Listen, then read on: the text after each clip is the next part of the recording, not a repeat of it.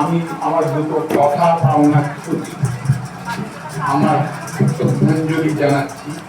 নমস্কার সবাইকে। আজ 25শে বৈশাখ, কবিগুরু রবীন্দ্রনাথ ঠাকুরের জন্মদিন। এই দিনটা আমরা রবীন্দ্র জয়ন্তী হিসাবে পালন করি।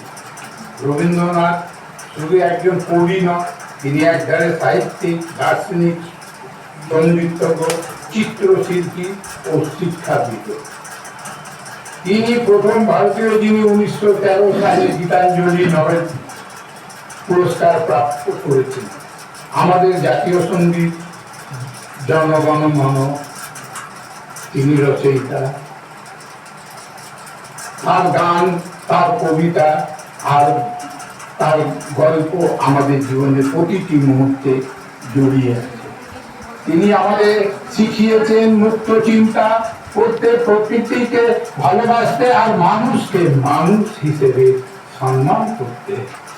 শান্তি নিকেতন প্রতিষ্ঠা করে তিনি শিক্ষায় এক নতুন দিগন্ত খুলে দিয়েছিলেন। আজকের দিনে তাকে স্মরণ করার মানে শুধু ফুল দেওয়া নয়, তার আদর্শকে মনে রাখা। আসুন আমরা রবীন্দ্রনাথের দেখানো পথে চলি, আলো, আনন্দ আর মানবতা পথে চলি। কবিগুরুকে আমার শত কোটি প্রণাম জানিয়ে আমার কথা শেষ করলাম। নমস্কার।